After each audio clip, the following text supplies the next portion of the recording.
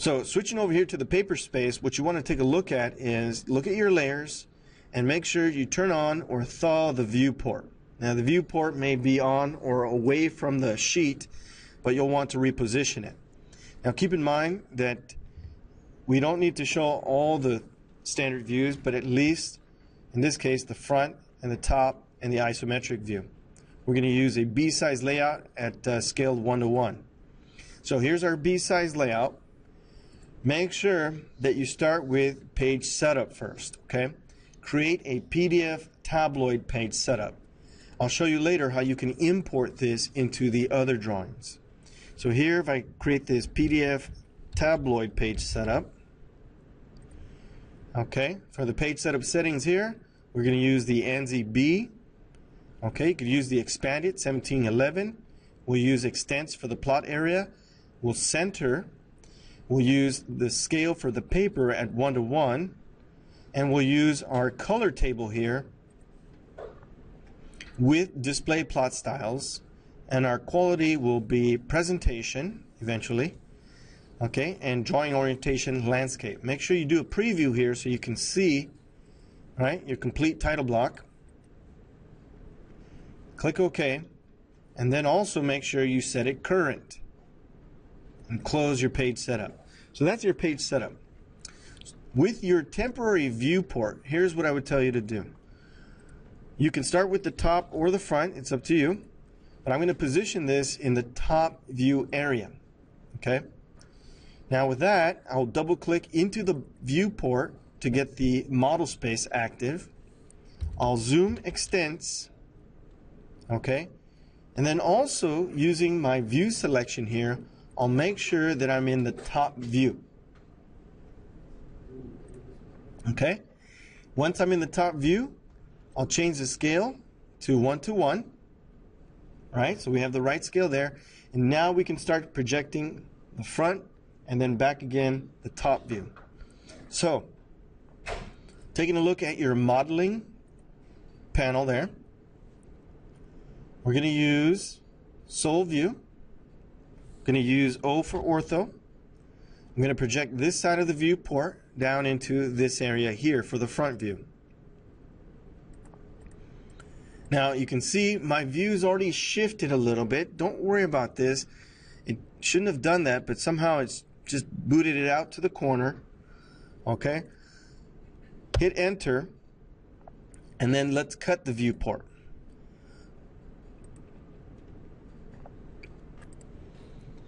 Okay, now that I've cut the viewport, I can give it a name. So you just don't want to stop this in the middle of the procedure, okay? Because then you'll have to start all over and you might have extra layers here. Let's hit enter.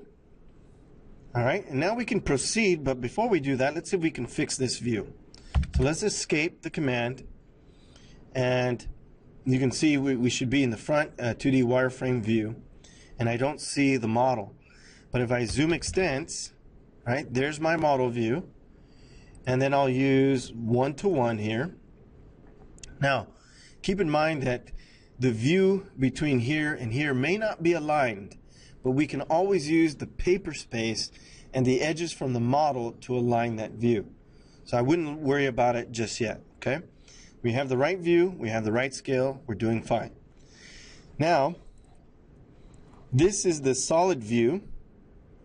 You can see that because the layer is called Viewports. And this is our temporary viewport. You can see that because it's on our viewport layer. Now what we can do is we can move this viewport into the isometric view area. We can expand that viewport, double click inside of it to activate it, and then switch from top view to a southeast isometric view. And if we want to, we can return to the paper to make our adjustments here for the location of that view. If you activate that model space viewport again, you can see that it may or may not be in scale, and that's not a big deal. The isometric view does not have to be to scale, but if you want to, you can set it to a scale. For that, you might have to adjust your viewport dimensions, and that'll be fine. So, now that we've got those two views, all right, let's go back to Sole View, the Sole View command here, and we'll select O for ortho. And the side of the viewport that we're going to be projecting is this viewport right here. So we'll click on that side, and then we can pick a point to display the center of the top view. So we'll click right about here, hit enter, and now we're prompted to specify the corners of the viewport. So I'm going to start up here, bring it down to around here, and then now we'll be able to name it. I'll call this top. Enter. Now we're still in the command, so make sure we escape, and we've got all our solid views, right?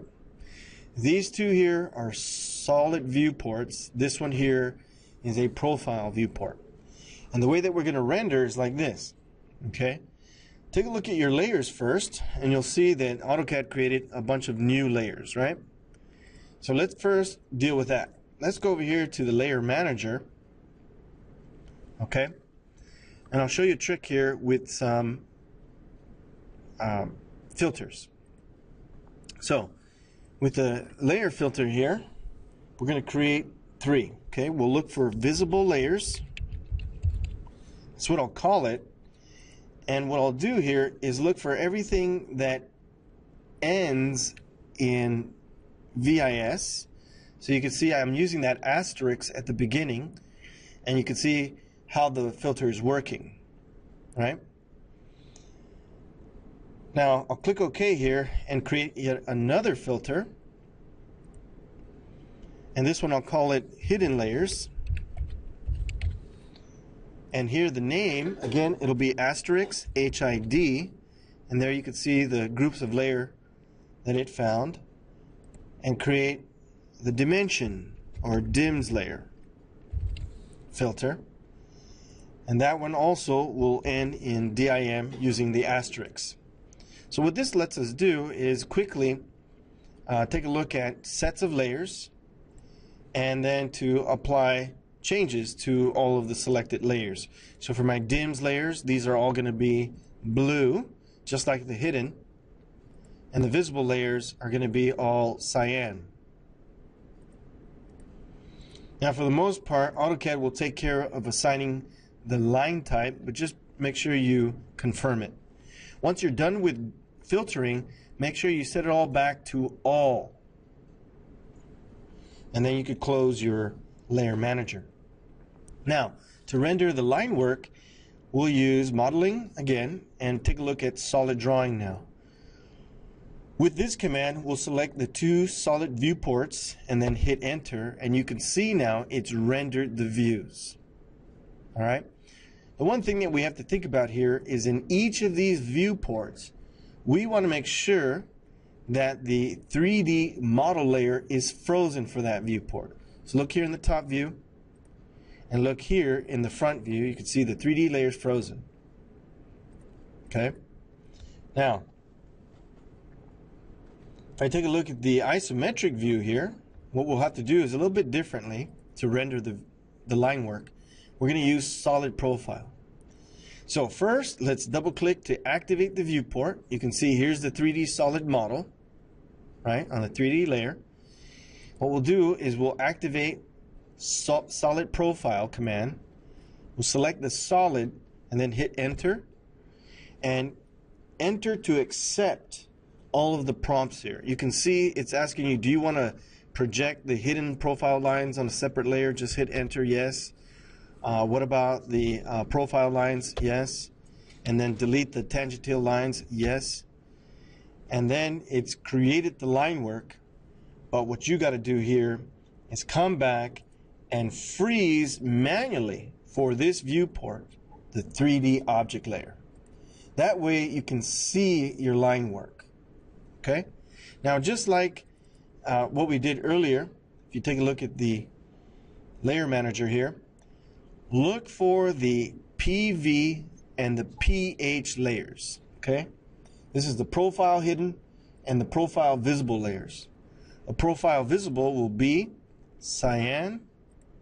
Profile H or profile hidden layers will be blue. Okay, and remember, the layer color is going to contribute to overall line weight for your drawings. As I zoom in, you can see here how line weight is affected. Now also, you might be wondering about the lengths of your dashed lines. If you type in LT and then enter, this is the line type manager. Okay, one thing I would make sure for sure is that you have paper space units for scaling, and if you need to, with short lines, in order to see the dashing, you might need to adjust the global, not the object, but the global scale factor here, and you could go down as far as 0.5. And what this will do is it'll increase, right, the visibility of your dashed lines. Now we've got all the views, we've rendered all the views. The last thing that we need to do here is make sure that we add our annotations. And the thing to think about here is, in your standard views, okay, make sure you switch to the correct dimension layer. So you can see I'm in the top view. I want to use the top dim layer to show all my dimensions. And as well, make sure that you have the right annotation scale selected. And I would even go so far as locking these viewports once you get them aligned and set to scale correctly. So here, what I could do is then switch to my Annotate tab, and you're using all annotative text, dimension, and multi-leader styles.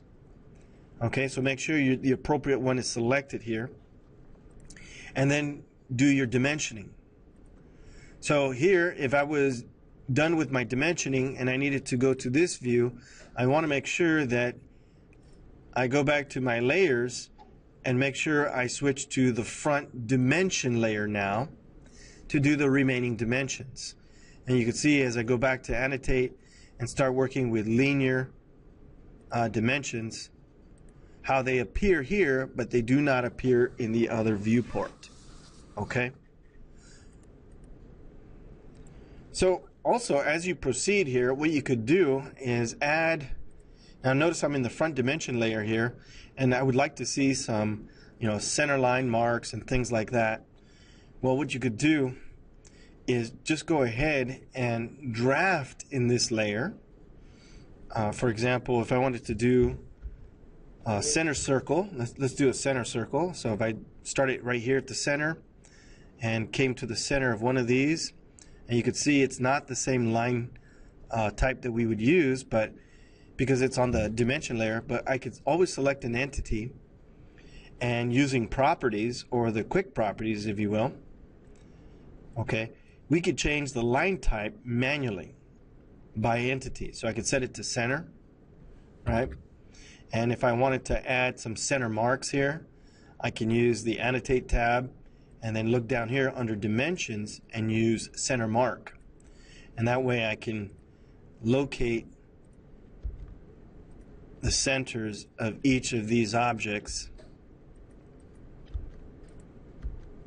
and using the dimension line layer to include that information, right? So I got the center mark there, it's just overlapping with the UCS. Okay?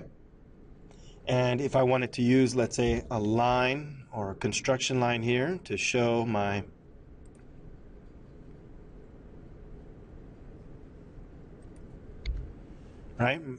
reference lines, what I could do here is, again, select the line, the individual line itself.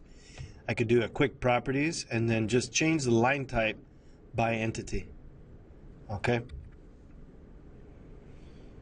Now, once you've completed all the annotations, okay, return to the paper space, and what you'll be able to do is, if you go back to your layer command here, your layer panel, you can freeze the viewports, right? So your drawings look now like they're floating in the sheet. And then update your title block. Just double click there. Make sure you change the title of the drawing, and update your scale if needed to. And your sheet here, this is going to be sheet 1 of 6, and just keep track of your sheets that way. And then what you'll be able to do is wait to the very end, and we're going to publish all of these as PDFs. So this is what you'll do for each part. You'll save and make sure that you put this into your fixture assembly project folder, and I'll just give it the same name as the part here. And then this is what you'll want to repeat for each of the parts. In the next video, we'll take a look at building the assembly using the two different methods, either inserting blocks or using external reference to get the parts into the assembly file.